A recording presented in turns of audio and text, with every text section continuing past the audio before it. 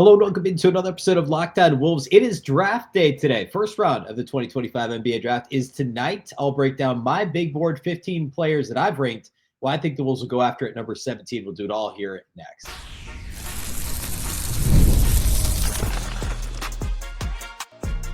You are Locked On Timberwolves, your daily Minnesota Timberwolves podcast. Part of the Locked On Podcast Network, your team every day. Hello and welcome to the Locked On Wolves podcast, part of the Locked On Podcast Network, your team every day. My name is Ben Beecken. I'm the host of Locked On Wolves. Happy Wednesday, everybody. Happy Hump Day and happy NBA Draft Day. Happy NBA first round draft day, since now it's a Wednesday and not a Thursday, and we get one round Wednesday, one round Thursday. So much has changed. I'm not trying to say get off my lawn.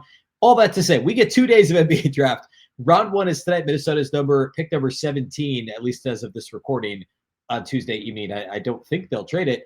But you never know. And they might do it during the draft. We've talked about that. I'll give some predictions later in the show today. But the main purpose of today's show is to go through my big board for the Wolves.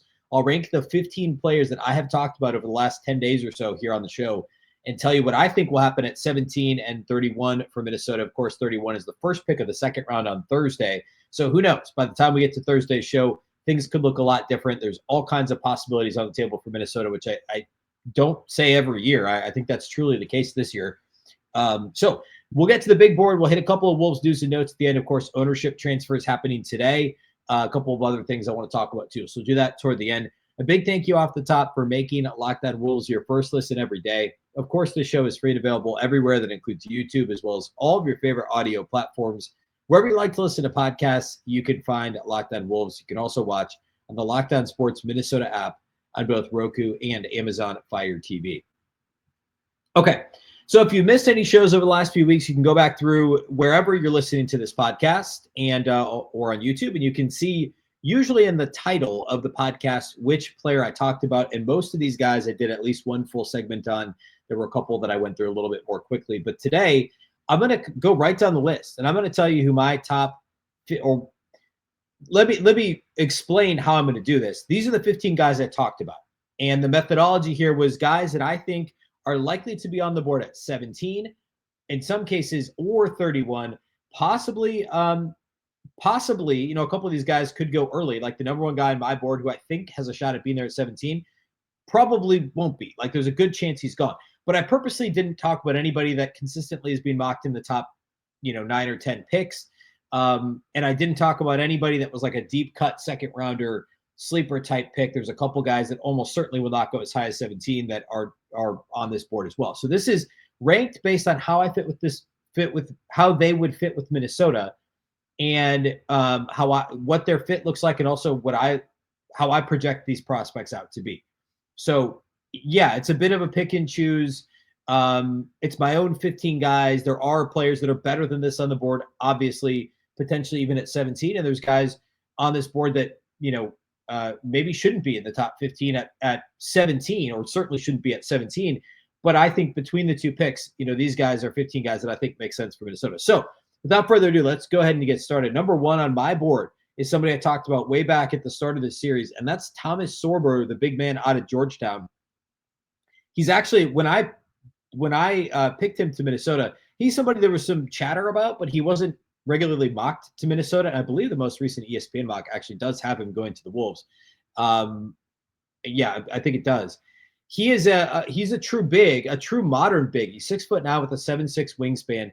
He's 19 and a half years old, so still very young. And the 7'6" wingspan to me is one of the more attractive things about him as a prospect. He's got a massive wingspan, and he handles himself well on the perimeter. I think he'll be decently switchable and pretty good in the pick and roll. Those are the only real question marks for me.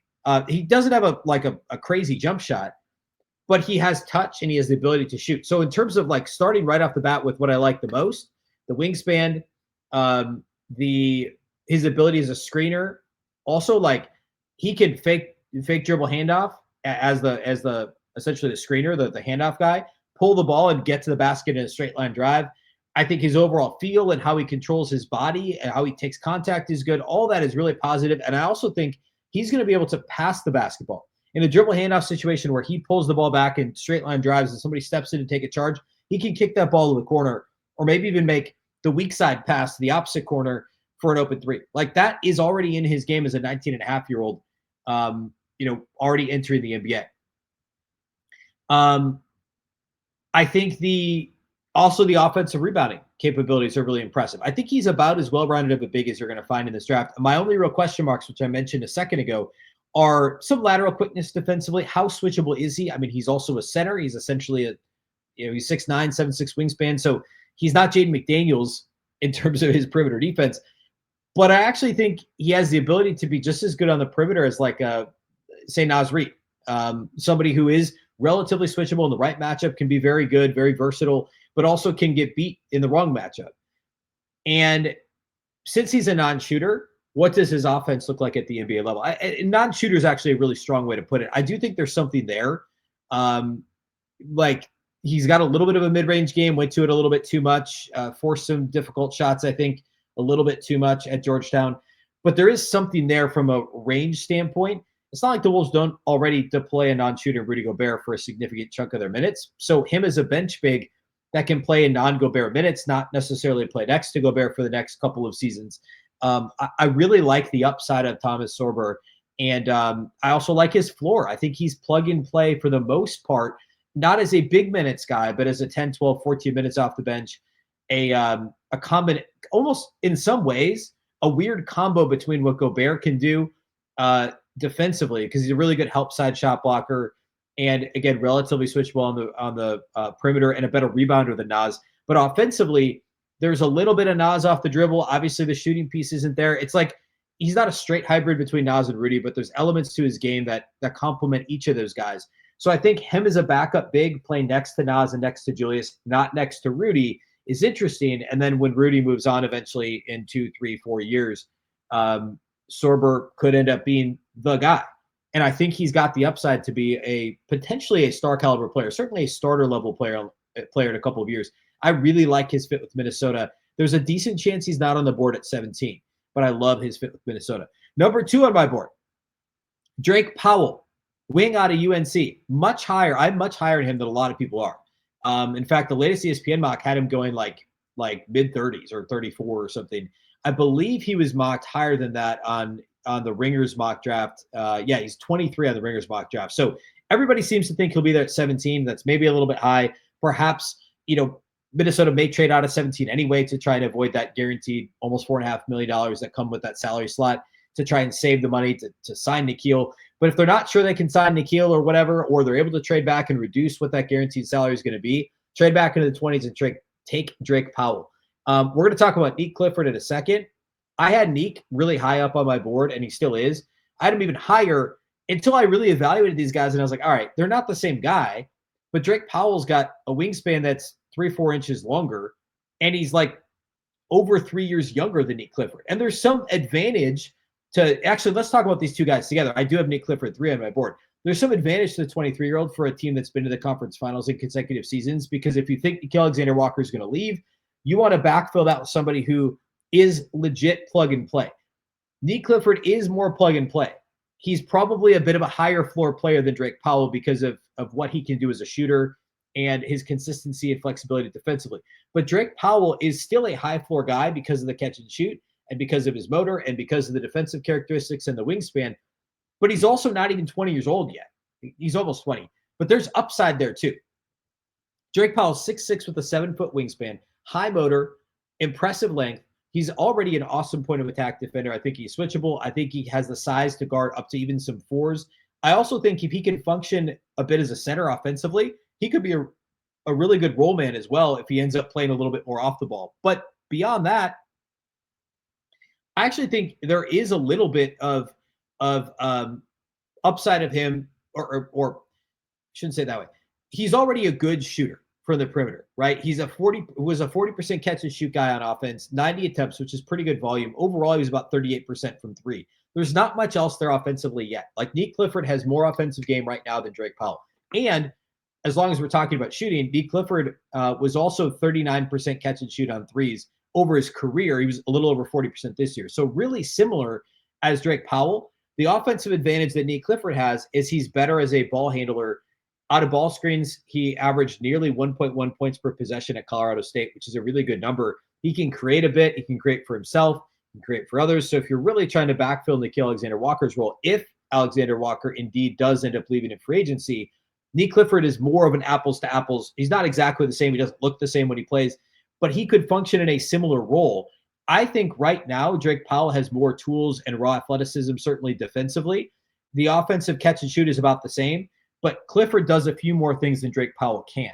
However, because the athleticism upside, because the off-ball activity defensively, the extremely high motor that Drake Powell plays with, I actually like him more for a fit with Minnesota. Again, he's not a backup point guard. Nickeil plays one on TV. He's not really either, but that's what he had to do. Nique Clifford could function in that role. He's already 23. There's some, belief that he could step in and do that now. Drake Powell can't. But I like the upside combined with the floor defensively and the shooting. He's already a 3-and-D guy with a little bit of maybe higher usage, sixth man type offensive capability. Nique Clifford is more of like, all right, he's our ninth guy right now.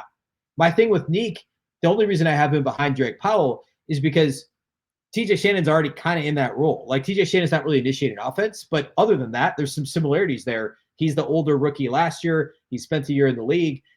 I think Clifford's a little more redundant there than Drake Powell is, but I like Nique Clifford a great deal, and I'd be very happy with him at 17.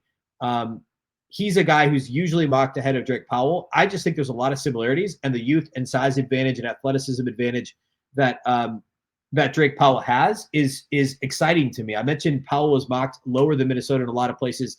Nique Clifford is actually mocked to Minnesota in the most recent Ringer mock draft, I should say.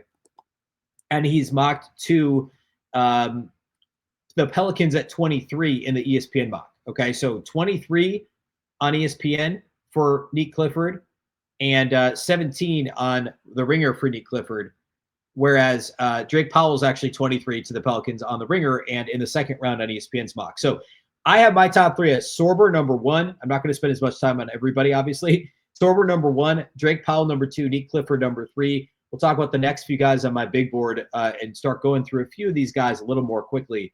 We'll do all that here next. Today's episode of Locked On Wolves is brought to us by our friends at Open Phone. If you are running a business, you know that every missed call is money left on the table. Think about the last time you had an urgent need, maybe for a plumber or service provider. If the first person didn't answer, did you wait? Probably not. You moved on, and that's why you need Open Phone. Open Phone is the #1 business phone system built to streamline and scale your customer communications, all from an app on your phone or computer. Open Phone lets me manage business calls and texts from a single app. The shared inbox feature is a game changer. Your team can jump into any conversation instantly without missing a beat. Plus, their AI agent handles after-hours calls, answers common questions, and captures leads, so you never miss a customer. Open Phone is offering my listeners 20% off your first 6 months at openphone.com/LockedOnNBA. That's OpenPhone, OpenPhone.com/LockedOnNBA. Plus, if you have existing numbers with another service, OpenPhone will port them over at no extra charge. OpenPhone, no missed calls, no missed customers.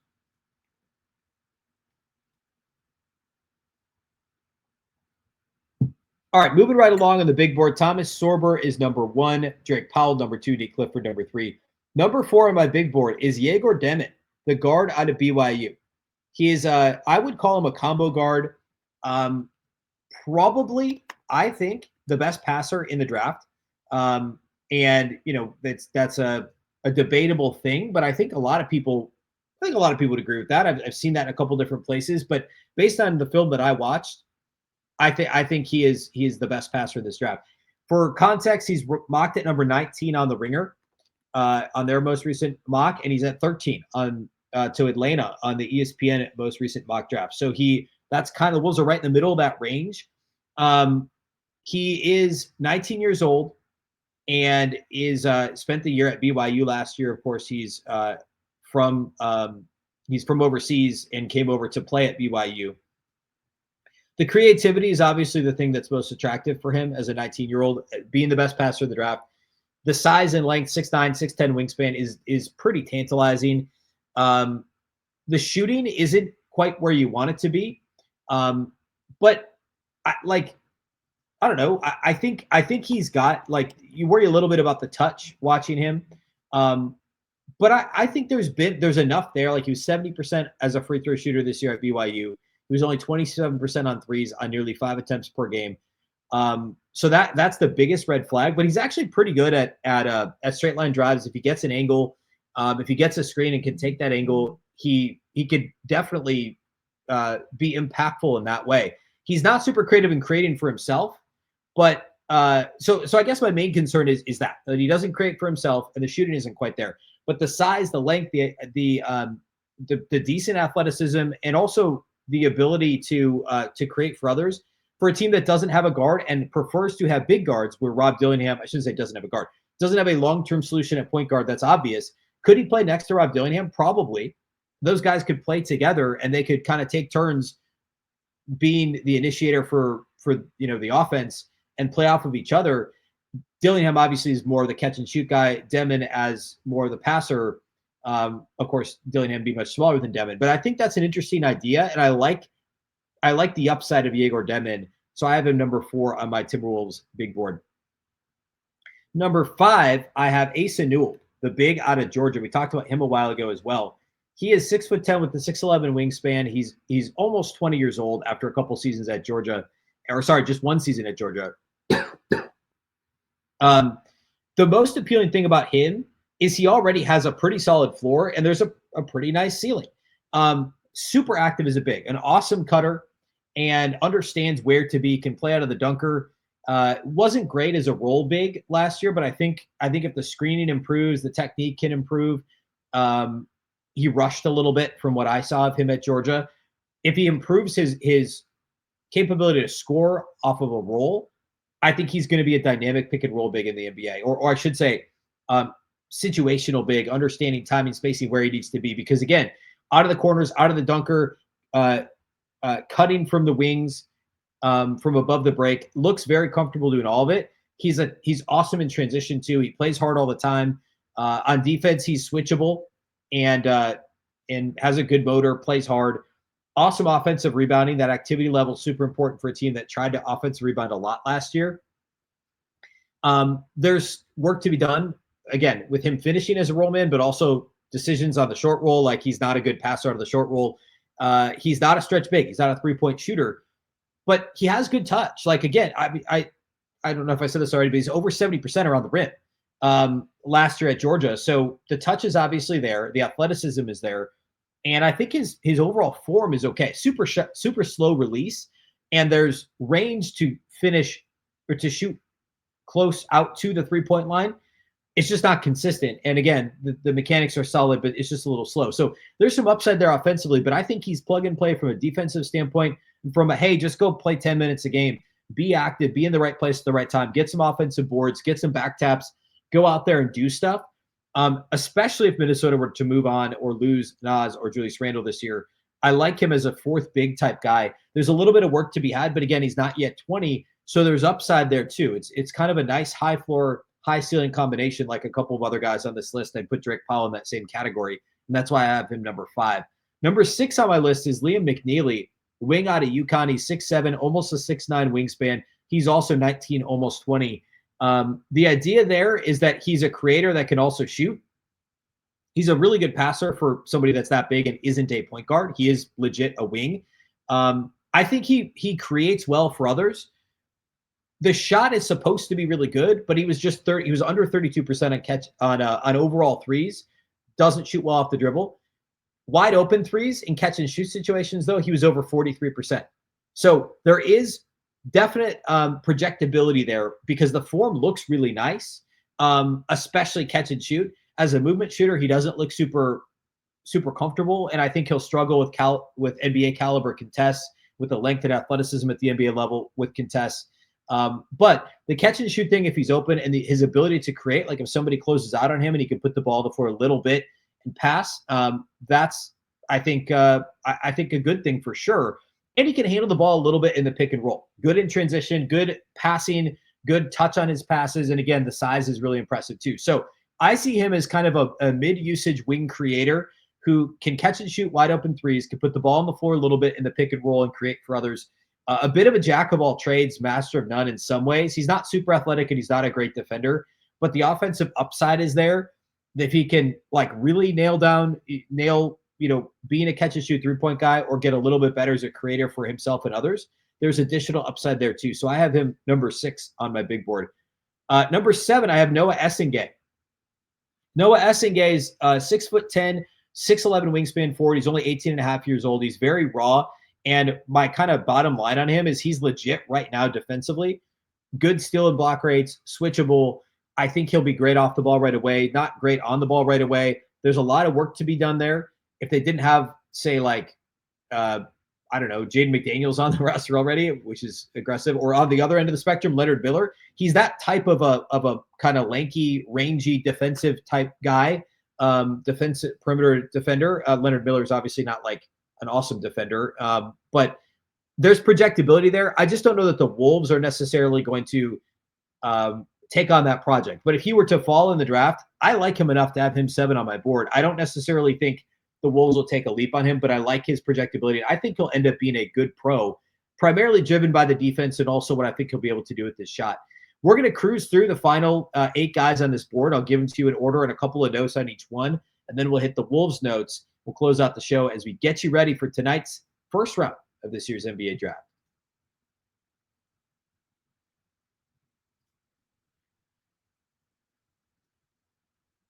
There's nothing like stepping into your own outdoor space and feeling like you've escaped to a personal oasis. Today's episode is brought to us by our friends at Wayfair. If you're wanting to update your patio this season, Wayfair has made it so easy to turn it into a space that feels like yours. Comfortable, stylish, and ready for summer. Wayfair has everything you need to level up your outdoor space. Conversation sets, outdoor bars, fire pits, hot tubs, gazebos, and yes, even the perfect string lights to set the vibe. It's like giving your backyard that resort feel without the resort price tag. What do you want to do in your home this summer? What do you want to do in your patio this summer? There's plenty of different ways you can go. We actually did get some string lights. We got some patio furniture. We got some kind of bar height stools on Wayfair as well. You can get all of that and more over at Wayfair. Depending on what your style is, there's all kinds of styles too. And one of the best things for me was that the delivery was free, fast, and totally hassle-free, even with the larger items. Now, if you're just hosting friends, maybe you want to unwind with a book and a beverage and maybe watch some TV or whatever on your patio, your outdoors can feel like your own private retreat. If it's a large backyard, patio, deck, or a balcony, whatever it might be, don't wait. Make your outdoor space your dream oasis today with Wayfair and enjoy it all summer long. Head to wayfair.com right now to shop a huge outdoor selection. That's Wayfair, WAYFAIR.com. Wayfair, every style, every home.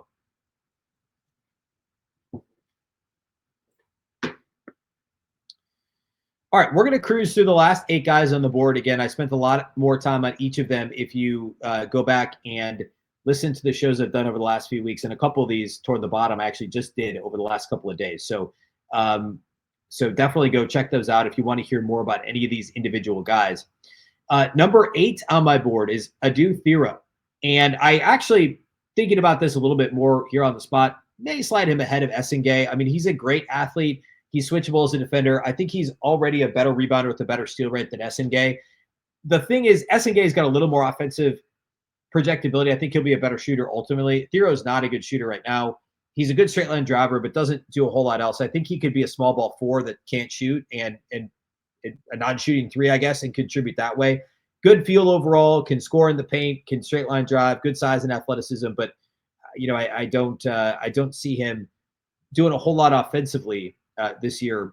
So I've got him number 8 on the board. Number 9, if you want to look at guards, like this is outside of them, and like this is your guy, Nolan Traore, a true point guard out of France. I just talked about him, I think, on yesterday's show. 6'3" with a 6'8" wingspan, only 19 about a year ago, was considered a likely top 10 pick, and he could slide in this one out of the lottery.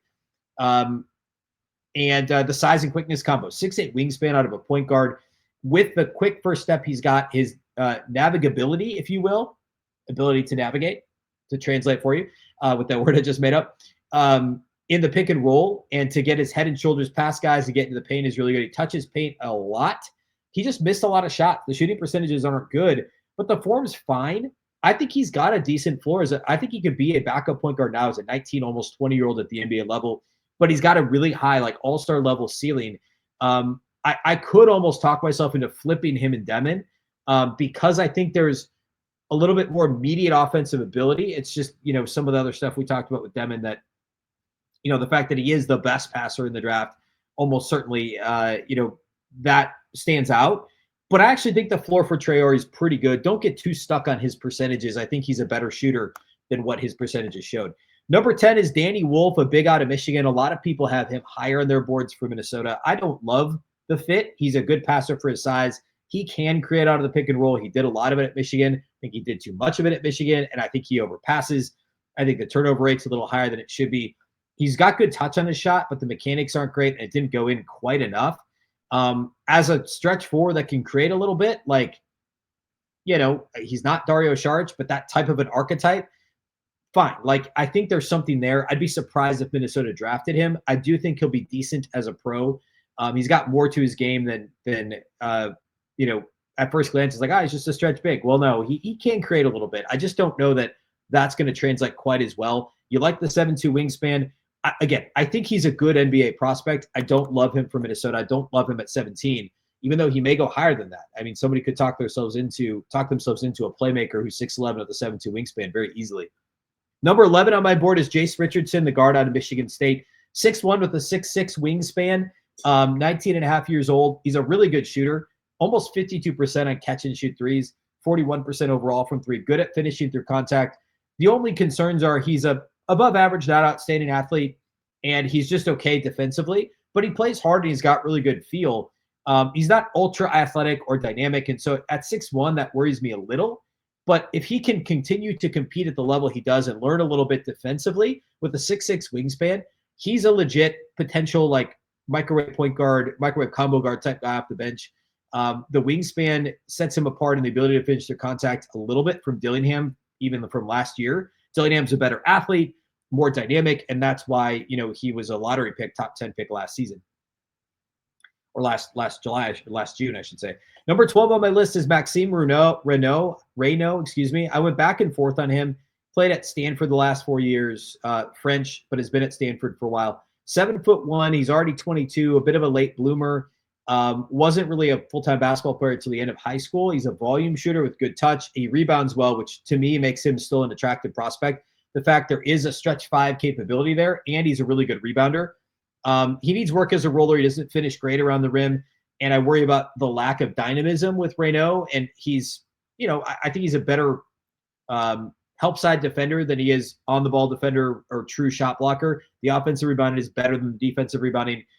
I would say as a backup five, I think he could be a pretty nice backup center from day one. I don't know if he's got starting level upside necessarily.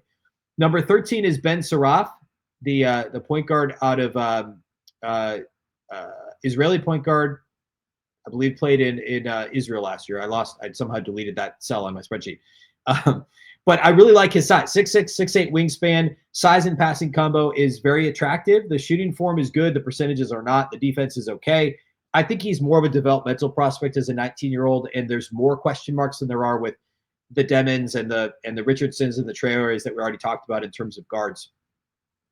Number 14 is Jamir Watkins, who we just talked about on yesterday's show. He's already 23. He's a 6'6" wing out of Florida State. He's got a wingspan, though, that's nearly 7 feet, north of 6'11". I think he'll be a good team defender and decent at the point of attack right away at the NBA level. There's our scoring tools, but he's got to develop them, and he's already 23. So he's a bit of a project. I think he likely will go in the second round. Somebody will put him in the G League, and he'll dominate the G League. He was a really good scorer in the ACC the last couple of years, almost 19 points a game last year for Florida State. And he's a really good passer. So that's attractive if you're Minnesota. Could he be a big 6'6" creator that can develop his shot a little bit more and be a good defender too? Yes, I think that's true. If they keep 31 and some of these other guys, your Drake Powells and obviously Nique Clifford are off the board, and they trade 17 and he's there at 31, or they could trade back and get him in the 40s or something, I don't mind him. I actually kind of like it. It's just you can't hang your hat on anything for him offensively except for the ability to potentially be a big playmaker from day one. And then last on my board, number 15 is Noah Pender. Again, these aren't the 15 best players. They're 15 guys who I think are realistic fits for Minnesota at either 17 or 31, thereabouts, plus or minus both spots. Noah Pender is a raw 6'8" wing / forward who has an almost 7 foot wingspan out of France. Can attack the rim, Really nice size and physicality mix and finishes through contact. Uses his physicality a ton. Really good in transition. Rigid jumper, doesn't really elevate on it. I think he's stiff on defense. It's too many question marks for me if you're going to try and draft him and play him. If you can get him in the second round and he's a project, fine. But he's already 21. He's not 19. If he was 19, he'd be higher on this list. But I think there's some development to be had there and, certainly some upside, but not somebody that is necessarily plug and play. That's my big board. Cruise through a lot of these guys quickly today. Again, go back and listen to shows over the last couple of weeks if you want to hear more on each of these guys. Of course, some of it will be the same, but built out a bit more on especially these guys I cruised through in the last segment. That's my board. Again, very quickly, Sorber, number 1, big out of Georgetown. Drake Powell out of North Carolina, the wing is 2. Nique Clifford out of Colorado State, wing is 3. Yegor Demon, guard from BYU, is 4. Asa Newell, 5 out of Georgia. Liam McNeely, 6. Noah Essengay, 7. Adu Thiro, 8. Nolan Traore out of France is 9. Danny Wolf from Michigan is 10. Jace Richardson, 11. Maxime Reynaud, 12. Ben Saraf, 13. And Jameer Watkins is 14. And Noah Pender is 15. There you have it. Let's talk about some Wolves notes. I'll hit these very quickly, but I think it's important to throw them out there if you missed them here before the draft. Of course, the Timberwolves sale closed, or it's closing on Wednesday. It was unanimously approved by the Board of Governors, by the NBA owners.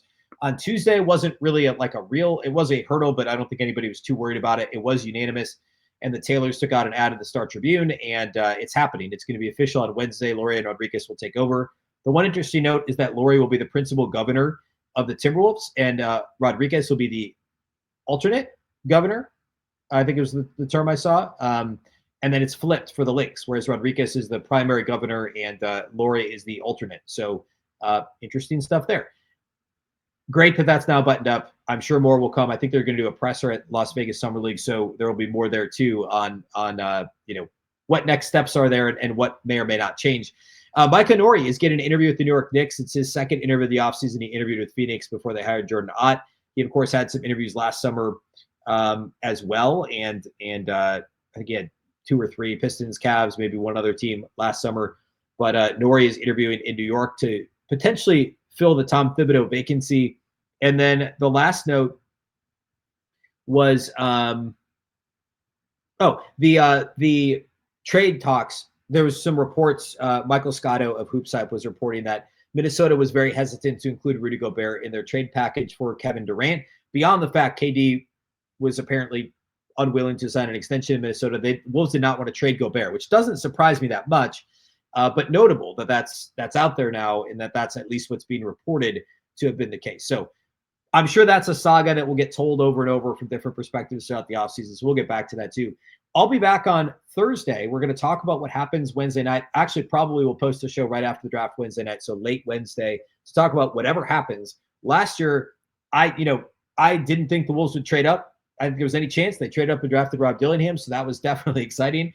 I think trading up is probably the least likely thing to happen. I think they could trade out. I think they could trade back. I think they could trade. They probably don't end up with 2 first-round picks.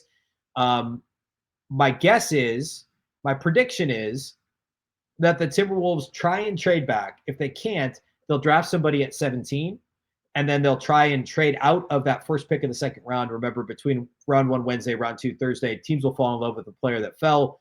The Wolves will probably be able to get a future first by trading out. I do think they'll try and trade 17 for a future first, and if they can, they'll probably hang on to 31 and pick somebody there. If they can't, they'll pick someone or trade back and pick up an asset along the way, and then they'll trade 31 for a future first. My overall prediction is they'll come out of this draft with 1 rookie and 1 future first-round pick. I don't know how they do it. I listed a couple of options there a second ago, but I think that's what they do. They'll draft 1 guy somewhere, first or second round, somewhere, it may not be at 17 or 31, and they'll acquire a future first-round pick. That's my prediction. All right, that's all I got for you today. Big thank you for making Locked On Wolves your first listen. Of course, you can listen anywhere. You can watch on YouTube. You can watch on the Locked On Sports Minnesota app on Roku and Amazon Fire TV. And if you haven't already, now is kind of your last chance to check out the Locked On NBA mock draft. It's a 5-round mock. Yours truly, of course, picked for the Wolves. I did pick Nique Clifford, but there's lots of other stuff to listen, not just for my pick, or to listen for, not just for my pick. It's a comprehensive draft analysis from experts, NBA experts, college experts, NBA draft experts, and more. You can find the 2025 Locked On NBA mock draft on NBA Big Board and Locked On NBA on YouTube or wherever you listen to podcasts. Of course, the Locked On Wolves podcast is part of the Locked On Podcast Network. Remember, the Locked On Network is your local experts on all the biggest stories. Once again, I'm Ben Beecken. This is the Locked On Wolves podcast. We'll catch you next time.